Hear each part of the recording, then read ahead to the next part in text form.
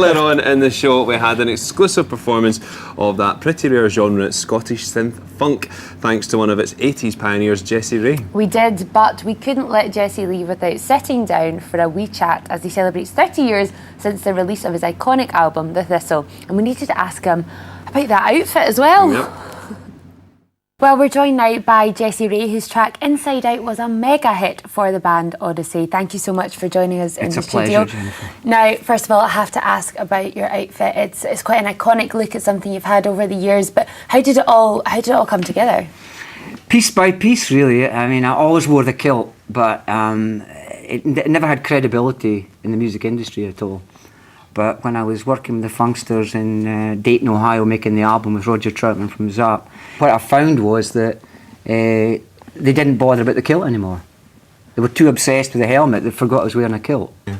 Well, it's a striking and iconic look Indeed. for you, I guess. And the Claymore as well, that's another bit to the look. Why have you got the Claymore?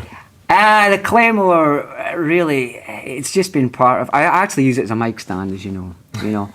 But when I was doing Over the Sea, Bernie Worrell from Parliament Funkadelic that I was working with, he hit his keyboard and he went zzz, and I've always written music and video together, as music video, pictures and sound together.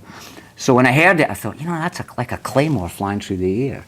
And from that point on, it's been part of what I've been doing. Excellent So stuff. it came with the music was there first, then that kind Music came first. I heard the sound. It sounded like me throwing a claymore back to Scotland, and I thought, right, you know, it's stuck with me now.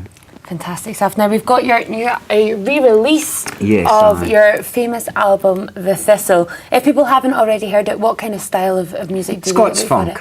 Scots funk, okay. Yeah. And why re-release it now?